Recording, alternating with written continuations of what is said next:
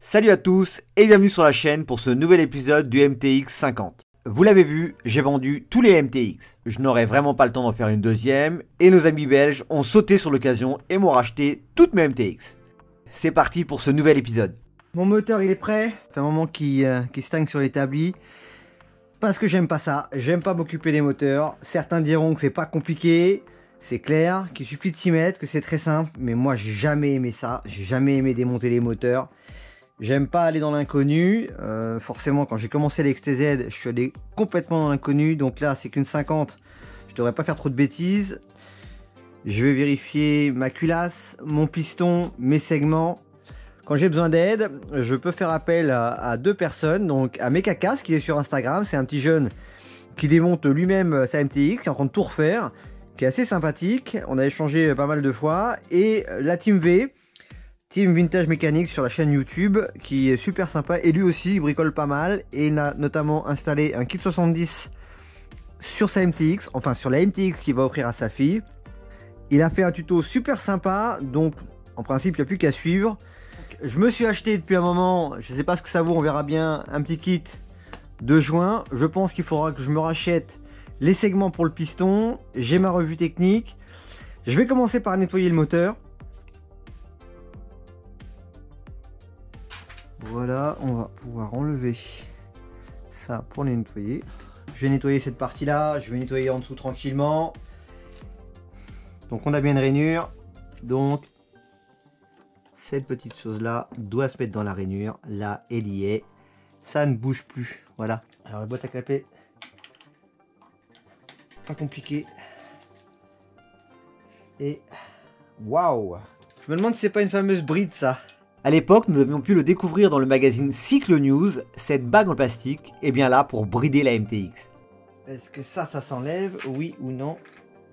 Oui, ça s'enlève, il y a beaucoup de joints du coup. J'ai peur de faire une connerie avec mon tournevis. Je ne mets pas de tournevis, mais je tape avec un maillet. Je confirme, hein, le joint était complètement collé, donc on va nettoyer tout ça, le reste ici là, nettoyer tout le contour, démonter la culasse et regarder un peu la tête du piston. Voici ma pompe à huile, j'ai réussi à la démonter facilement, hein. C'est une petite clé de 8 ici, j'espère que je pourrai la réengager, je ne vois pas pourquoi j'aurais un problème. Je vais aller nettoyer parce que je vais la préserver, je vais la remettre en route. Quand j'ai vendu mes MTX à des Belges qui étaient fans de ces petits modèles là, qui eux avaient des MTX à vitesse, parce qu'à la base c'était homologué à vitesse, ils m'ont dit que c'était très rare qu'elle tombe en panne, donc je vais leur faire confiance, on verra bien. Parfois c'est préférable de faire le mélange de temps comme je vous avais montré sur une de mes vidéos. Je vois pas pourquoi ça ne fonctionnerait pas, donc je verrai si je pourrais la réinstaller et la faire fonctionner, je le ferai, sinon bah, je ferai mon mélange moi-même. Voilà, en tout cas je vais lui donner un petit coup et je vais la remonter. Allez, on va la repositionner ici. En principe, tac, tac, tac. Est-ce que... Et voilà. Bon, bah, j'ai pas eu de soucis, vous voyez. Hop. Donc, je m'étais dit, je vais tout démonter. Et avec tout ce que j'ai, avec mes pièces, voilà, j'ai un protège carter ou un protège je ne sais pas quoi, un vario qui ne me sert à rien. J'ai plein de petites bavettes, des conneries. J'étais persuadé d'avoir un variateur là-dedans. Et non, j'ai des tambours, j'ai des klaxons. J'ai plein de pièces. Voilà, vous le savez mieux que moi, j'ai oublié le nom. J'en ai même deux. Pourquoi j'ai gardé ça? J'en sais rien. Ça, le phare, c'est important. J'ai même ça. Attendez, ça, je vais vous l'ouvrir parce que ça, c'est important. Quand j'ai acheté une de mes bécanes, une Lee Cooper, j'ai récupéré ça. Je vous promets que c'est vrai. Il y avait la boîte à outils dedans. Et ça, je pense que ça vaut son petit pesant d'or. Mais bon, c'est ce qui est dommage, c'est qu'aujourd'hui, tu peux pas laisser ça dedans parce que tu vas garer ta bécane et un tétard va te le voler. Là j'ai encore des compteurs, des clignotants, donc ça nous intéresse pas. Alors des pièces, ça oui j'en ai. Mais je suis à peu près persuadé de d'avoir filé le variateur, les variateurs que j'avais en double en vendant mes bécanes. Et donc j'ai de tout, des bavettes arrière, des compteurs, des caches latéraux. Là on doit avoir de mémoire des clignotants. Voilà, des protèges d'échappement. Bon, j'ai pas ça là. Putain, je suis persuadé d'avoir tout ça. Tiens, je sais pas si vous savez ce qui se cache là. Un petit clin d'œil rapido. Le dôme MBK. Je l'ai acheté, je peux pas le mettre, mon plafond est trop bas, donc du coup, eh ben, je l'ai remis en vente sur les annonces. Si ça intéresse quelqu'un, Insta, Facebook, en Messenger, il me contacte. Il devrait partir autour des 450. Je crois que je l'ai mis à 500 €. De toute façon, c'est le prix que je l'ai payé, donc c'est surtout le transport. Enfin, je vous expliquerai comment le transporter facilement et pour pas trop cher. Hein, on continue les clins d'œil. Parce que depuis le temps qu'elle est là, celle-là aussi. Le Magnum, il est là, il attend son tour. Et la SLC, elle est là. Elle attend également son tour. Et on va dévisser notre...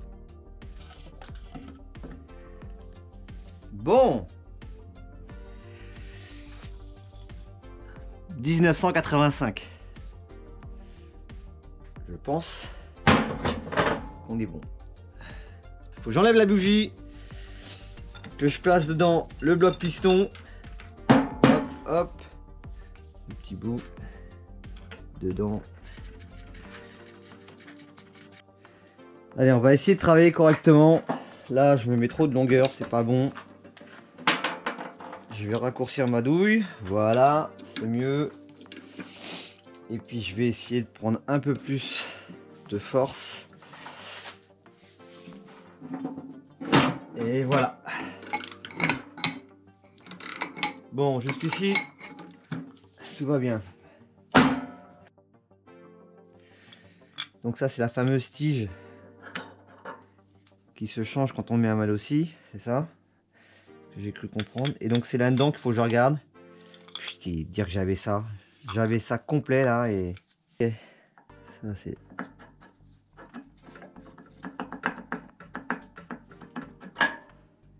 Voilà, le joint est propre, hein, je vais le laisser. Hein. Le joint est super propre.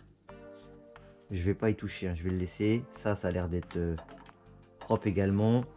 Ça je vais pas démonter parce que alors là je vais m'aventurer dans les choses qu'il ne faut pas. Donc voilà, clé de 7. J'ai réussi à enlever la troisième. Elles sont complètement arrondies pratiquement les...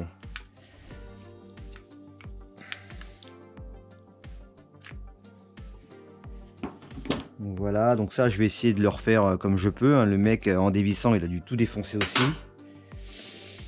Et donc faut enlever cette petite chose là, de ce que j'ai compris. On va remettre ça, on va rien perdre parce que on va dans l'inconnu ici en plus.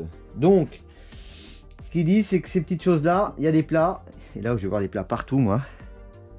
Alors effectivement, vous voyez, là il y a des plats. Par contre ça bouge pas. Mais là on a un petit plat.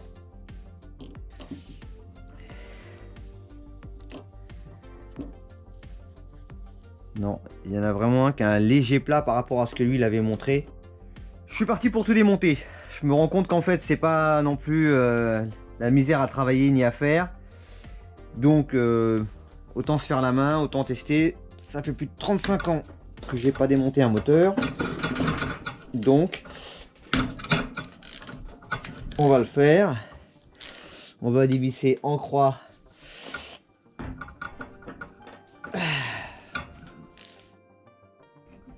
Hop là. Alors, ben regardez, c'est propre. Je me dis que j'ai pas trop de soucis à me faire quand je vois ça.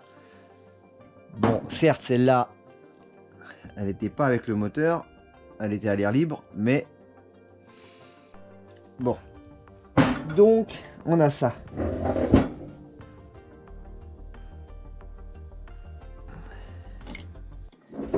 Le piston il n'est pas trop crade non plus, hein.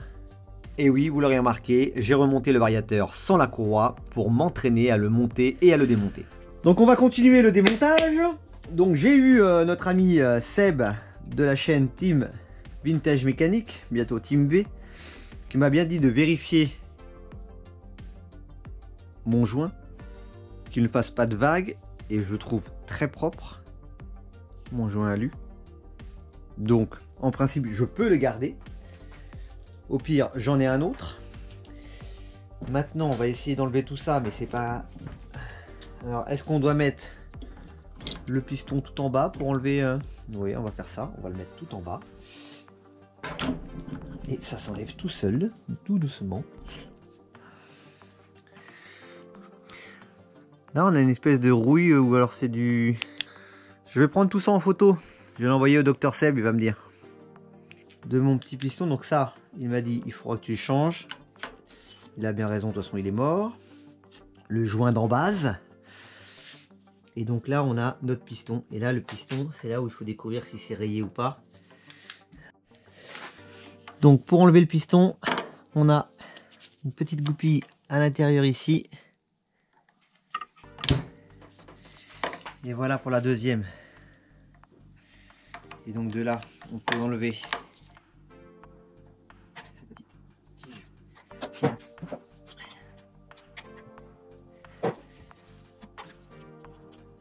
Doucement.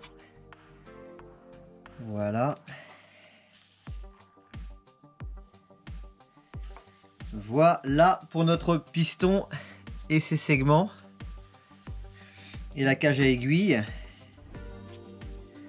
Alors, je vais faire gaffe parce que bon. La cage à aiguille. Faut que je fasse gaffe ou pas. Alors je sais pas si elle doit être changée, s'il faut la regraisser, quelle graisse mettre. Je vais me renseigner aussi de tout ça. Je vais faire des photos pour Seb. Le docteur Seb il va me dire. J'ai pas de jeu en hauteur, j'ai un jeu latéral. Je pense que c'est un petit peu près normal, mais je suis pas mécano. Mon piston il a des rayures, mais pour moi les rayures qu'il y a, ça doit être des rayures au papier de verre. Parce qu'on a eu l'impression que le gars a voulu nettoyer... les traces de carburation en fait. Les segments ont l'air propres, mais je sais pas si je dois les changer, il va me dire ça aussi. Ça je peux le nettoyer. Je vais le laisser tremper justement dans un produit comme celui-là, un dégrippant, et ça va enlever toutes les traces de carburation, de cramé qu'on a là. Ça sera pas plus mal. Ma cage à aiguille par contre je vais pas la passer dans l'essence, parce que je sais pas s'il y a un reste de graisse ou autre, parce que l'essence va l'enlever. Là, je vais voir si c'est juste des traces de carburation ou autre, ou vraiment un défaut du cylindre. Je vais prendre un chiffon propre et je vais nettoyer l'intérieur. Parce qu'au niveau de la sensation au doigt, on voit pas que c'est plus sec ou autre, ça reste doux. Logiquement, je pense qu'on peut même passer du... Là, on voit bien, hein, là ça sort tout marron comme de la rouille là. Ouais, on voit bien que ça s'enlève. Ouais, on voit bien que ça s'enlève. Donc quand je vois la tête de mes segments, je me dis il y en a un qui est bien collé là. Et l'autre il est complètement ouvert. Je me dis que je vais m'emmerder à nettoyer ça. Que piston, segment, ça vaut 12,60 € sans la livraison. Je crois que je vais prendre en neuf, au moins je serai plus serein. Je vais regarder pour la cage à aiguille également. Tous les joints je les ai. Je vais nettoyer le cylindre, bien propre. Et on va arranger ça.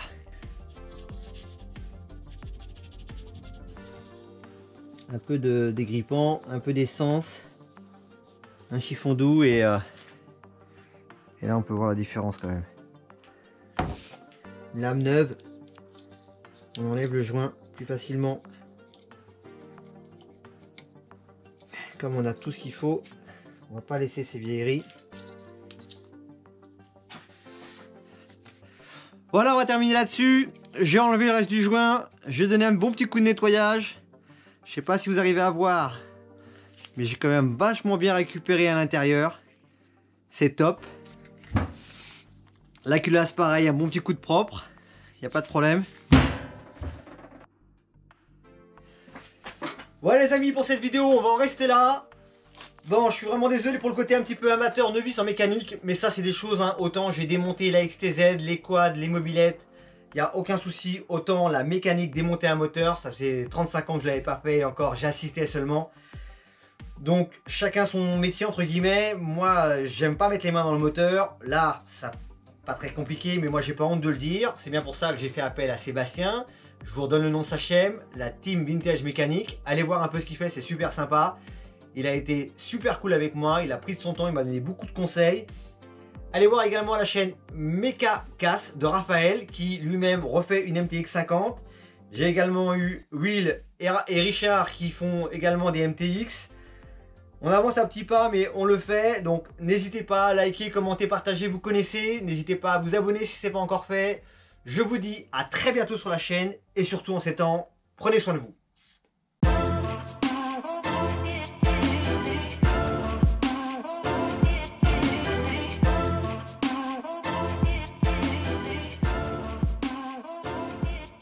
Voilà, il y a beaucoup de bordel, je me...